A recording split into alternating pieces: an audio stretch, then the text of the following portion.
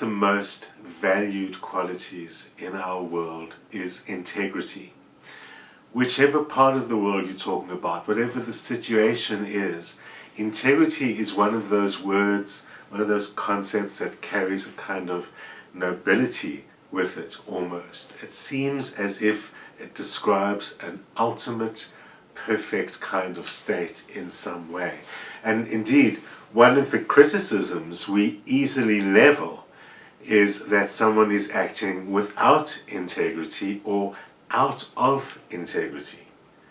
So what I thought I would do is just talk a little bit about the two sides of integrity that I've just referred to over there, out of and without, and perhaps by understanding a little bit more of what integrity really is, can help us strive more to have more of it or act with it.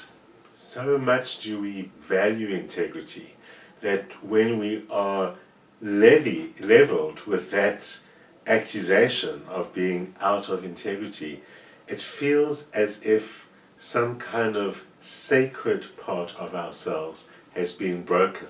It's a little bit like trust. It's at that level where it is of the higher part of our character. But why is it that our very self seems broken in some way when we believe ourselves or perceive ourselves to be out of integrity? Why is it so hurtful when someone is accused of being out of integrity? What is that brokenness that we feel? I mean, when you think about what integrity is, if you look it up in the dictionary, you'll find that integrity is about doing the right thing.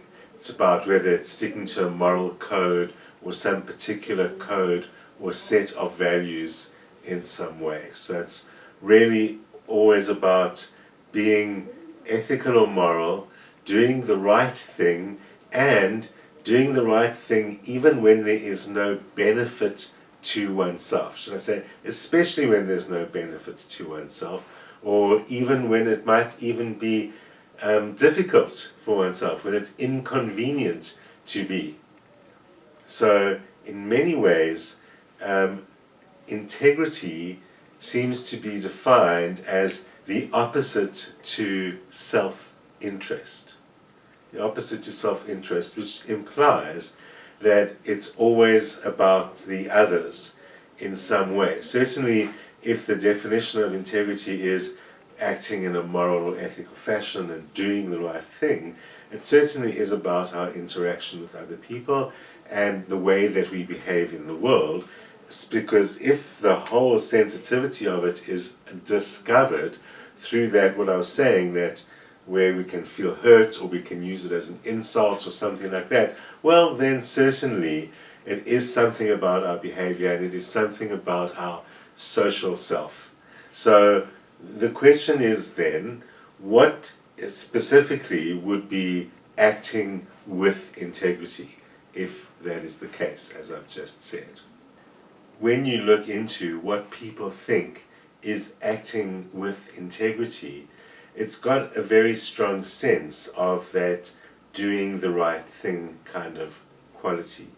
One of the examples that some people automatically go to is a person who goes out of their way to help others, which is the top example in the context of me saying it's about others, it's about inconvenience, and it's about doing the right thing. Going out of their way to help others seems to be an act of integrity. Does that say something about the personality? That might not be as much so as something like a person who apologizes when they themselves realize that they overstepped the line without having to be told that or asked for an apology or even have gotten a negative reaction. So apology itself is not about integrity automatically so. But an example of what I've just said might be a parent who apologizes for losing it to the kids, yelling and screaming and shouting when there could have been a much more adult and nice way of dealing with whatever. Few parents apologize, and many would say you don't have to apologize to your kids. That's true, and it's not really about apology, it's more about setting the example of acting with integrity. It's also not every situation. So when the parent is able to say, you know what, I shouldn't have reacted that way, I'm sorry that I did, and take it further to maybe discuss about what it was that happened there. So the child is seeing the example of integrity. It might also reinforce other reactions at some times when the child realizes, well, if he's reacting that far and he doesn't feel out of integrity, then I better pay attention because this must be real. That could be. That's really just speculating. But the point is, who better than to act with integrity towards is our own children. So apologizing when it's appropriate, rather than always expecting a child to apologize for something, which is very often the message that we give children, might in the end cultivate a very different set of ethics if a child kind of sees it that way. So because in many situations, not only parenting, we feel overwhelmed, and that overwhelmed feeling causes us to yell, and then we act out of integrity, or we act without integrity, and we don't do the right thing. What is that acting without integrity? We will come back to that. It's not just about not doing the right thing, it's got something to do with feeling overwhelmed as well. There's definitely a quality of humility associated with integrity as well. So when people in a position of power or a position of authority play down their own achievement or status in favor of someone that is lesser than them, their employee, for example, their achievement, that would be a sign of acting with great integrity. Even in more impersonal situations, integrity can be displayed. Best example of that is in driving. A driver who is always cool, calm, collected and fine, and never really hoots or does anything aggressive to other drivers, automatically slows down rather than speeds up. All of those things are seen as acting with integrity on the road. Acting as, well, what's integrity about that is the fact is we all know in the isolated space of a car, when we're on our own and when we're in this seeming battle with other drivers, we often become either aggressive or much more active oriented. And if I think about myself, it would have to come from my father always taught me to drive very proactively, to be paying attention, engaging all the time. That's when people aren't paying that kind of attention, that things go wrong. So being very engaged like that might make us more aggressive or more assertive and have the opposite effect to what Dad was thinking about. Whereas acting with integrity is always giving the other the benefit of the doubt, an act of integrity. Always yielding and allowing someone to push in front of you. Always getting out of the way when they're driving faster behind you. All of those things which logically are the right thing to do, but that reflect that under ordinary circumstances outside of a car, you're a good and reasonable person. Acting aggressively and hooting and doing all of those things in a car is out of integrity because it's not your normal self. It's an interesting thought that perhaps why is it that people have become or have become more able to be aggressive and plain nasty on social media when actual physical social interaction doesn't really allow for that. In the physical situation, there's definitely more of us there. Our physical self is there, our personality is there, our social skills are there, all of those things that help us interact with another person. Online, a lot of that is shielded by the technology. And so people behave in a way that is not in integrity. They're aggressive socially instead of personable in any way. And that is a type of out of integrity, because that clearly is not that person in normal everyday life, or is it? Which is true? The person acting with integrity, or the person who is revealed by the traffic or by social media? Is that a revelation? Are those two different people? What does it really mean to act with integrity? As I was saying earlier on, there are kind of two definitions of integrity.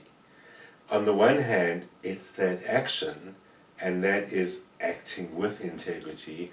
And on the other hand, it seems to be a state, because we say in or out of integrity. It's a state of being that allows us to act that way. When we say a person is moral or ethical in their behavior, and that they're sticking to a code or a set of principles, we assume that that is not only because the code or principles exist and they've signed up for them, but that it reflects something of their nature. So the second definition of integrity is being whole. It's not only an action of doing the right thing. Integrity also means wholeness. We can say something has its integrity when it has been undisturbed in some way, or unbroken. And it's a word that we use to mean unbroken or undisturbed or in its original state, or as it was made or meant to be. It still has its integrity. The system has not been broken into, the server has its integrity. We can even say that of a physical item that has not been broken, or that is still as the way it was originally presented. But we can say that of a person as well. So when we say a person acts with integrity, we are saying that there's a certain wholeness and original quality to them, a unified kind of quality. So if we think that a person is whole or behaving in a unified state, it means they are behaving in an integrated state. Integrity, integrated. What is it that is integrated in order to make a person who is acting with integrity? Well, one of the ways that we can understand ourselves is that we're composed out of a whole bunch of different parts. So whether we take it as parts of the personality, such as my intellectual nature, my emotional nature, my romantic nature, and those different parts of ourselves, or if we take it a step further and realize that different experiences in our lives also relate to different parts of ourselves. So I can say my romantic self, but my relationship with that person was not the same as that person. And in fact, some people would even say, well, when I was with that person, it was a different time in my life.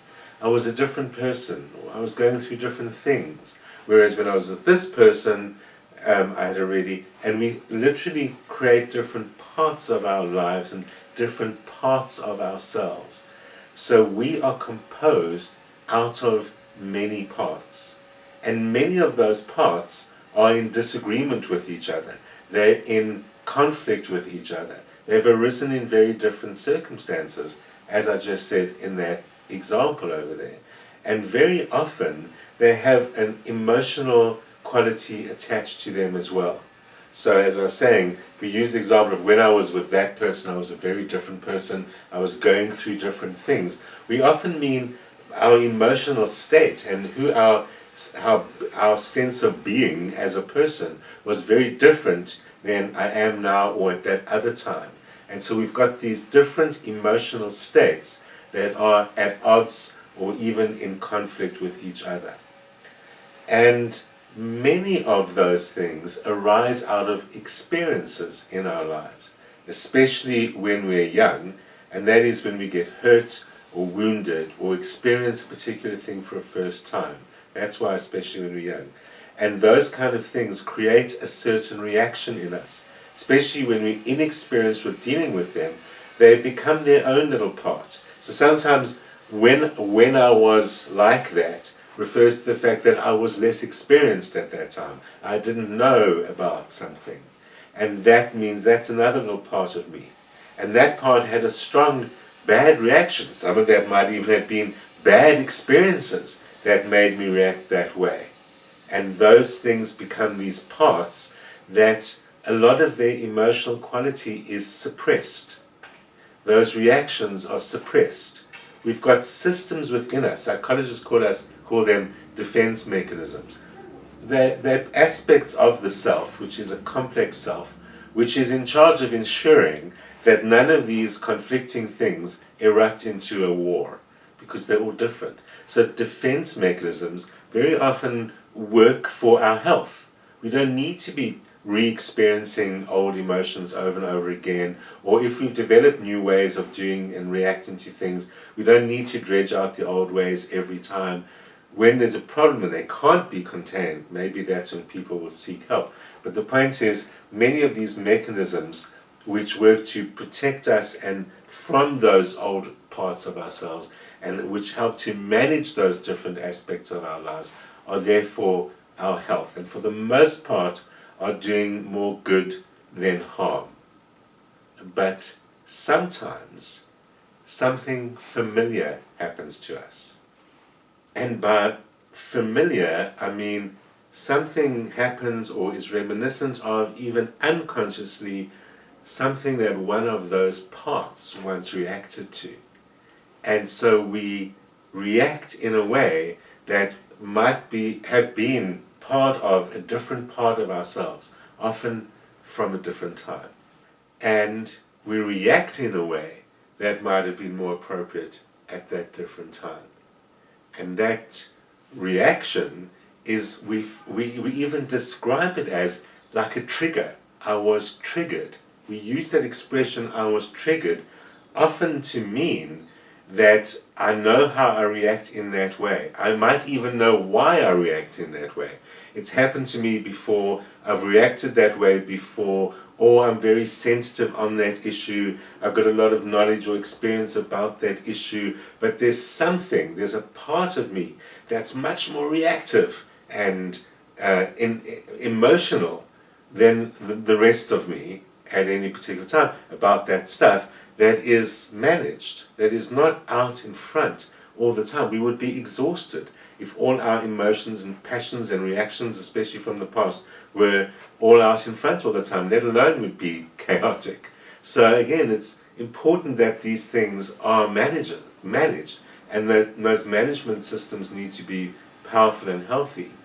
But they don't always work, because something might trigger us, and trigger causes the old reaction to come out.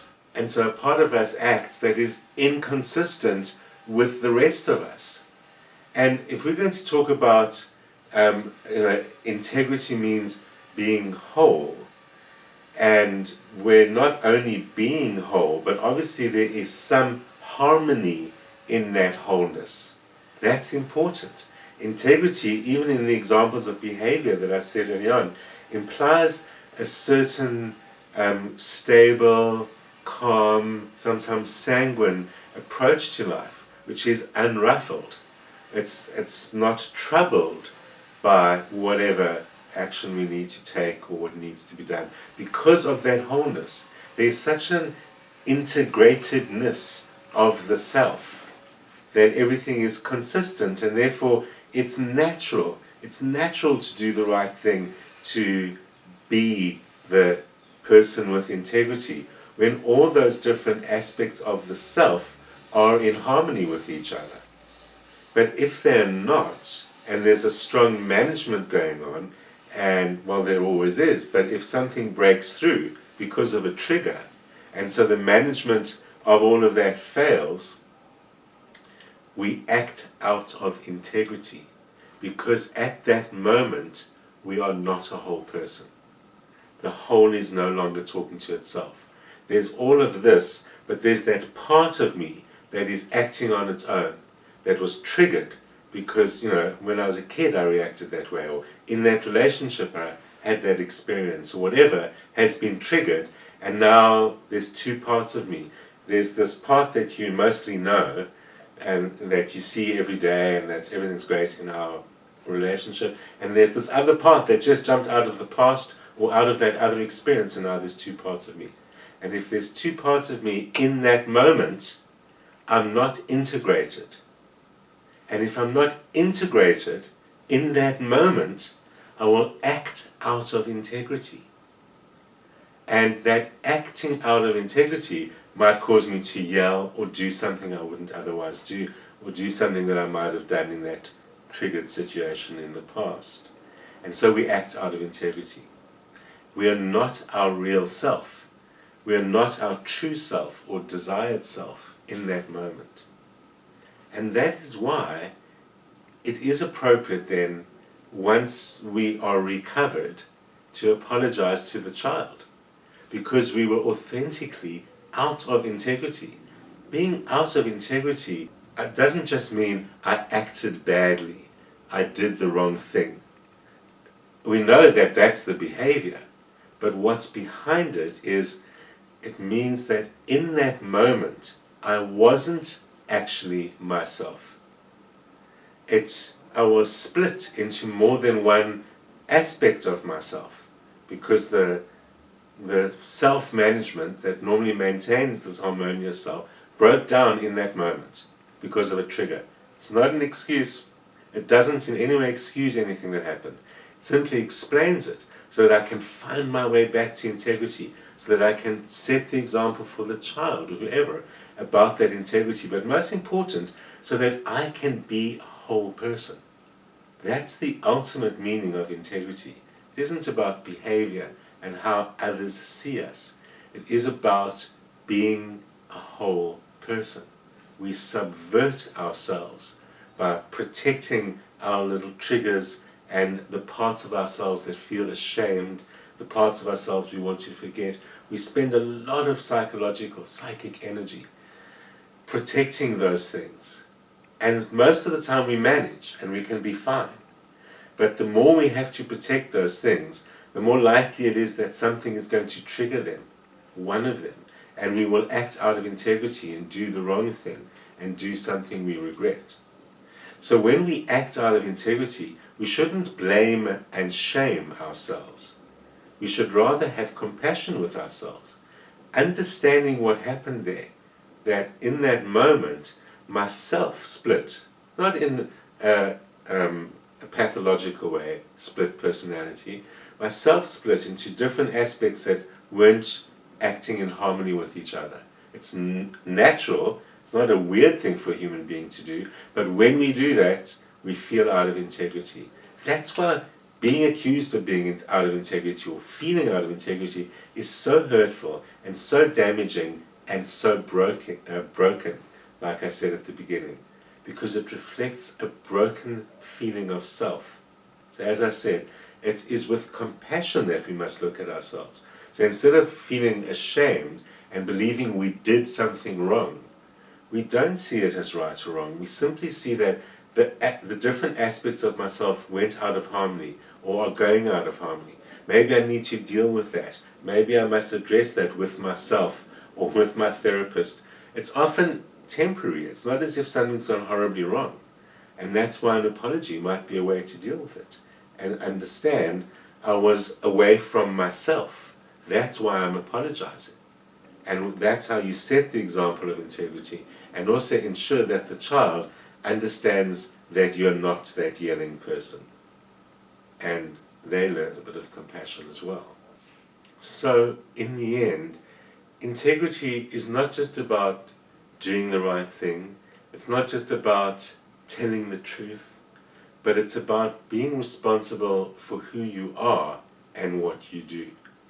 And mostly, it's about being the whole integrated self, internally and externally, being able to present that to the world.